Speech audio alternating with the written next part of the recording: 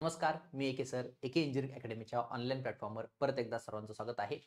काही दिवसापूर्वी भूमी अभिलेखची जाहिरात त्या ठिकाणी आलेली आहे आणि जवळपास 905 जागांसाठी ही तुमची जाहिरात असणार आहे. ठीक आहे. सो वेगवेगळ्या विभागामधून जर तुम्ही काउंट केलं तर 905 व्हॅकन्सीज त्या ठिकाणी आहे आणि विद्यार्थ्यांचा एक कॉमन प्रश्न आहे की सर आम्ही कोणत्या विभागामधून त्या ठिकाणी फॉर्म भरला पाहिजे. ठीक आहे. सो हा मुद्दा या ठिकाणी डिस्कस करणारच आहोत. त्यासोबतच फॉर्म फिल करत असताना ठीक आहे. आता फॉर्म फिलिंगसाठी आपण ऑलरेडी लिंक दिलेली आहे. त्या लिंकवर फक्त तुम्हाला क्लिक करायचे आणि सर्व इन्फॉर्मेशन त्या ठिकाणी भरत चालायचे. त्यामध्ये विद्यार्थ्यांना एक छोटासा डाऊट आहे तो देखील मी या ठिकाणी डिस्कस करणार आहे. ठीक आहे. आता हे जे लेक्चर असणार आहे यामध्ये जे काही मी पॉइंट्स तुम्हाला सांगणार आहेत ओके त्या पॉइंटचा यूज करून बरोबर ना त्याला रेफर करून तुम्ही निर्णय घेऊ शकता की मला कोणत्या विभागामध्ये फॉर्म भरायचा आहे. या ठिकाणी असा कोणताही थंब रूल नाही किंवा मी जे सांगितलं ते तुम्ही ऐकलंच पाहिजे असं कोणतंही कंपल्शन नाही. ठीक आहे. जर तुम्हाला वाटलं मी जे सांगतो ते योग्य आहे त्याला रेफर करून तुम्ही ठरवू शकता की हा मी अशा अशा ठिकाणी फॉर्म भरू शकतो. ठीक आहे. असं कोणताही असं स्पेसिफिक हा विद्यार्थी आहे याने इथेच फॉर्म भरायचा असा कोणताही थंब रूल या ठिकाणी मी बनवलेला नाही. काही पॉइंट्स आहेत आणि त्या पॉइंट्स मला फक्त तुम्हाला त्या ठिकाणी सांगायचे आहेत. सगळ्यात पहिल्यांदा जर तुम्ही पाहिलं तर आपल्या ज्या व्हॅकन्सी आहेत त्या मी सांगणारच आहे पण त्याच्या पण आधी एके इंजिनिअरिंग अकॅडमीने एक अप्रतिम असं पुस्तक तुमच्यासमोर घेऊन आलेलं आहे आणि त्याचं नाव आहे एकेचा ठोकळा. ओके. यामध्ये Marathi, English, GS-GK, reasoning aptitude असा सगळा पोर्शन त्या ठिकाणी आपण कव्हर केलेला आहे. मागील 4 महिन्याचं करंट अफेअर देखील त्या ठिकाणी आपण टाकलेलं आहे. हे पुस्तक तुम्ही पाहू शकता. जवळपास 800 ते 900 पानांचं हे पुस्तक आहे. ठीक आहे. सगळीकडून जर तुम्ही पाहिलं जवळपास किती पानांचं पुस्तक आहे हे 800 ते 900 पानांचं हे तुमचं पुस्तक असणार आहे आणि या पुस्तकामध्ये सगळ्या बारीक सारीक गोष्टी आपण या ठिकाणी दिलेल्या आहे. आता नुकतीच जी तुमची एक्झाम झालेली आहे मीरा भाईंदर त्याची देखील रिस्पॉन्स शीट आली. ते मी ओव्हरलुक केलं तर मॅक्झिमम क्वेश्चन तुम्हाला आपल्या पुस्तकातले त्या ठिकाणी दिसणार आहेत. ओके. आता याचं हे पुस्तक आणि याची बॅच बरोबर ना म्हणजे पुस्तकामध्ये जे दिलेलं आहे हे जे पुस्तक आहे या पुस्तकामध्ये जे काही आपण दिलेलं आहे याला व्हिडिओ फॉर्म मध्ये देखील आपण विद्यार्थ्यांना प्रोव्हाइड करतो. त्याचं कारण का की एखादा विद्यार्थी आहे की त्याला वाचून समजत नाहीये बरोबर ना.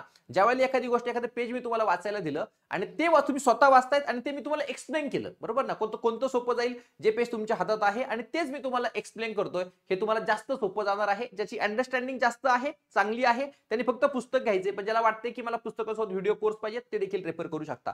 फक्त पुस्तक जर घेतलं तर 610 रुपये त्यासाठी लागतात आणि पुस्तक आणि व्हिडिओ कोर्स जर घेतला तर फक्त 999 मध्ये तुम्हाला हे मिळणार आहे. त्यासाठी तुम्हाला एके इंजिनिअरिंग अकॅडमीचं ऍप्लिकेशन त्या ठिकाणी काय करायचं आहे डाउनलोड करायचं आहे. क्लिअर. हा त्यानंतर आपली जी टेस्ट सिरीज आहे आता ह्या पुस्तकामध्ये थेरी आणि एमसीक्यू दोन्ही आहेत. ओके. पण तुम्हाला चेक करायचे की अरे मी जे काही अभ्यास केलाय ते माझं मी बरोबर डिरेक्शनने चाललोय का मला किती मार्क्स मिळतात. त्यासाठी आपण काय केलंय फक्त 49 रुपयामध्ये तुम्हाला मराठीचे 49 टेस्ट, इंग्लिशचे 49 टेस्ट, जीएस-जीकेचे 49 टेस्ट आणि बौद्धिक चाचणी म्हणजे रिझनिंग ऍप्टिट्यूडचे 49 टेस्ट अशा टोटल 196 टेस्ट तुम्हाला मिळणार आहे. प्रत्येक टेस्ट मध्ये 25 क्वेश्चन त्या ठिकाणी असणार आहे. असे जवळपास जर तुम्ही बघितले तर किती क्वेश्चन तुम्ही कॅल्क्युलेट त्या ठिकाणी करू शकता. जवळपास 4900 क्वेश्चन तुम्हाला ह्या टेस्ट सिरीज मध्ये त्या ठिकाणी मिळणार आहे आणि कम्प्लीट आपला जो आयबीपीएस पॅटर्न आहे टीसीएस पॅटर्न आहे तोच या ठिकाणी आपण फॉलो केलेला आहे. ठीक आहे. चला आपण आपल्या मुद्द्याकडे वळतोय. सगळ्यात पहिल्यांदा व्हॅकन्सी बघा. पुणे विभागामध्ये किती व्हॅकन्सी आहेत 83 व्हॅकन्सी आहेत. कोकण मध्ये 259 आहे. नाशिक मध्ये 124 आहे. छत्रपती संभाजीनगर मध्ये 210 आहे. अमरावती 117 आणि नागपूर 110. ठीक आहे.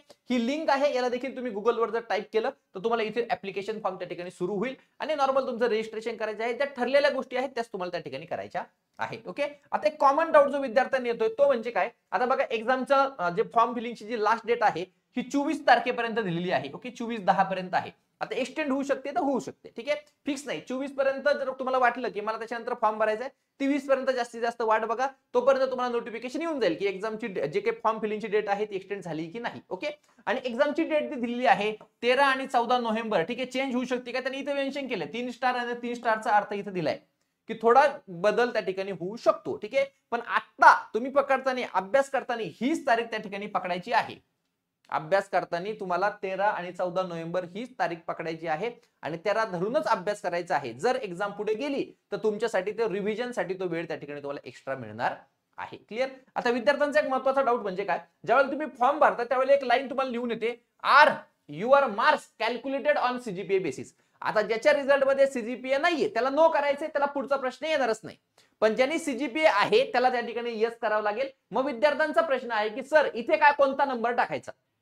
इथे कोणता नंबर टाकायचा तुम्ही जर म्हटले if yes provide the number of certificate, सर्टिफिकेटवर जो नंबर आहे तो टाकायचा आहे. आता जर तुम्ही पुणे युनिव्हर्सिटीच्या जर रिझल्टवर बघितलं तर टॉप राईट कॉर्नरला हा तुम्हाला 0 पासून सुरू झालेला नंबर दिसेल. वेगळा पण असू शकतो, पण टॉप राईट कॉर्नरला तुम्ही बघितलं, हे दोन्ही एक्झाम्पल मी बघितली, इथे एक आहे आणि इथे आहे, तुम्हाला जस्ट एक्झाम्पल म्हणून दिलं. काही ठिकाणी तुम्हाला बॉटम राईट कॉर्नरला पण नंबर दिसेल, तिथे सिरियल नंबर लिहिलेला असेल किंवा इथं फक्त नंबर लिहिलेला असेल, का काही ठिकाणी काहीच लिहिलेलं नाही, फक्त डायरेक्ट नंबर दिलेला आहे. हे नंबर तुम्ही या ठिकाणी टाकायचे आहेत. ठीक आहे. तरी देखील तुम्हाला जर खात्री करायची असेल तर तुम्ही डिपार्टमेंटला त्या ठिकाणी कॉल करू शकता. पण जेवढी माहिती मी काढलेली आहे त्याच्यावरून तरी मला ही माहिती समजलेली आहे. क्लिअर. चला, आता फॉर्म भरताना आपण कोणत्या विभागामध्ये फॉर्म भरला पाहिजे त्यासाठी काही पॉईंट्स या ठिकाणी घेऊन आलेलो आहे. सगळ्यात पहिला पॉईंट बघा, सर्वप्रथम तुमचे लोकेशन निश्चित करा. म्हणजे काय समजून घ्या. सपोज आता मी पुण्यामध्ये राहतोय, सपोज, ओके, माझं पूर्ण बालपण पुण्यातच गेले, ओके, आणि आता मला पुणे सोडून कुठे जाण्याची इच्छा नाही किंवा मी राहू शकत नाही, बरोबर. मग अशा केसमध्ये तुमचं डिसिजन फायनल असलं पाहिजे की हा मी पुणेच विभागात फॉर्म भरेल. एखादा छत्रपती संभाजीनगरचा आहे, बरोबर ना. सपोज मी छत्रपती संभाजीनगरमध्ये माझा जन्म झाला, माझं शिक्षण झालं, माझे आई वडील इथेच आहेत आणि मला पूर्ण आयुष्यभर छत्रपती संभाजीनगरमध्येच राहायचंय. मग दुसरा थॉट येता कामा नाही. मग तुम्ही 100% मग कोणत्याही कॅटेगरीचे असू द्या, तुम्ही तिथूनच फॉर्म भरायचा आहे. सगळ्यात पहिले तुमचं लोकेशन तुम्हाला फायनल करायचं आहे की हा ह्या लोकेशनवर मला राहायचं आहे, इथे मी कम्फर्टेबल आहे. किंवा एखादा आहे राहणारा नागपूरचा आणि त्याला जर मुंबई, त्याला जर कोकण विभागामध्ये जायचंच नाही, बरोबर, त्याला मुंबई वगैरे त्या साईडला त्याला आवडतच नाहीये, त्याला जर वाटतं की मला ते वातावरण सूट होणार नाहीये, अशा केसमध्ये तुम्ही त्याचा विचार करूच नका. मग जागा जरी कमी असतील तर फॉर्म त्या ठिकाणी तुम्ही भरू शकता. सगळ्यात पहिले लोकेशन तुम्हाला निवडायचं आहे. दुसरी गोष्ट बघा, त्यानंतर विभागातील व्हॅकन्सीज तपासा. बघा, आता पहिला मुद्दा तुमचं जर झालं असं जर असेल की अरे मी फ्लेक्झिबल आहे, मला फक्त जॉब पाहिजे, ओके, मला गव्हर्नमेंट जॉबचा शिक्का पाहिजे, हा माझं लोकेशनचं काहीही त्या ठिकाणी फिक्स असं काही मत नाहीये, मी कोणत्याही विभागात जायला तयार आहे. अशा केसमध्ये काय करा, व्हॅकन्सी चेक करा. ठीक आहे. म्हणजे आता सपोज जर अंदाजे आपण जर म्हटलं की पुणे विभागामध्ये ओपनच्या सपोज 35 जागा आहेत, अंदाजे सांगतोय, ठीक आहे, मी कोणते आकडे या ठिकाणी घेऊन आलेलो नाही, 35 जागा आहेत आणि बाकी विभागामध्ये 10, 20, 25 आहे. मग सगळ्यात जास्त जिथं आहे तिथे तुम्ही फॉर्म भरू शकता. पण इथे एक काळजी घ्यायची आहे, जिथे सगळ्यात जास्त जागा आहेत हे डोक्यात ठेवायची की तिथे कॉम्पिटिशन देखील तेवढीच जास्त असणार आहे, बरोबर ना. ऑब्विसली कोणती कोकण विभागामध्ये सगळ्यात जास्त जागा आहेत, बरोबर, की छत्रपती संभाजीनगरमध्ये देखील जास्त जागा आहेत. मग जास्त फॉर्म ऑब्विसली तिथे येणार आहेत. समजतं. तुम्ही म्हणाल की सर मग आता तुमचे व्हिडिओ बघून विद्यार्थी, आता तुम्ही जे सांगाल ते करणार आहे. आपले व्हिडिओ बघणारे विद्यार्थी किती आहे? 10,000, 15,000, 20,000. फॉर्म भरणारे 50-60,000 विद्यार्थी आहेत, बरोबर ना. सो मी जे सांगतो त्या गोष्टीकडे फक्त तुम्हाला लक्ष द्यायचं आहे की आता सगळ्यात पहिले तुम्ही एक गोष्ट लक्षात ठेवायची की हा माझं लोकेशन फिक्स झालं, मी कुठेही जायला तयार आहे. मग अशा केसमध्ये तुम्ही व्हॅकन्सीज बघा. ठीक आहे. व्हॅकन्सी बघितल्या, जिथे सगळ्यात जास्त व्हॅकन्सी आहे तिथे तुम्ही फॉर्म भरू शकता. फक्त काळजी घ्यायची आहे की इथे म्हणजे डोक्यात ही गोष्ट ठेवायची आहे की अशा ठिकाणी सगळ्यात जास्त कॉम्पिटिशन असणार आहे, ते डोक्यात ठेवून अभ्यासाला लागायचं. पण जर तुम्हाला असं वाटत असेल की एका विभागामध्ये सपोज 50 जागा आहेत, बरोबर, त्या कॅटेगरीच्या पर्टिक्युलर, आणि दुसऱ्यामध्ये सपोज 35-30 आहेत, तुम्ही इथे देखील विचार करू शकता. बघा, 10-15 जागा जरी कमी असल्या पण कॉम्पिटिशन इथे सडनली कमी होणार आहे. समजतंय. जिथं जास्त जागा आहे तिथे कॉम्पिटिशन ही जास्तच असणार आहे. सो तिथे तुम्ही फॉर्म तर भरू शकता ऑलवेज, बरोबर, तिथे काही प्रॉब्लेम नाहीये. पण तुम्ही त्याच्यानंतर देखील पुढे जाऊन थोडं कॉम्पिटिशनचा जर विचार करत असाल किंवा 2 नंबर आणि 3 नंबरला जो येतो त्याचा देखील त्या ठिकाणी विचार करू शकतात. तेच या ठिकाणी मी ठेवलेलं आहे. लक्षात ठेवा, जिथे व्हॅकन्सी जास्त असतील तिथे कॉम्पिटिशन देखील जास्त असणार आहे. क्लिअर. नंतरचा पॉईंट तुम्हाला लक्षात ठेवायचे, सर्वात जास्त किंवा 2-3 नंबरला जो असणार आहे, बरोबर, व्हॅकन्सीज मध्ये, तिथे तुम्ही त्या ठिकाणी फॉर्म भरू शकता. आणि सगळ्यात लास्टचा मुद्दा म्हणजे काय की मागच्या वर्षीचे कट ऑफ तुम्ही चेक करू शकता.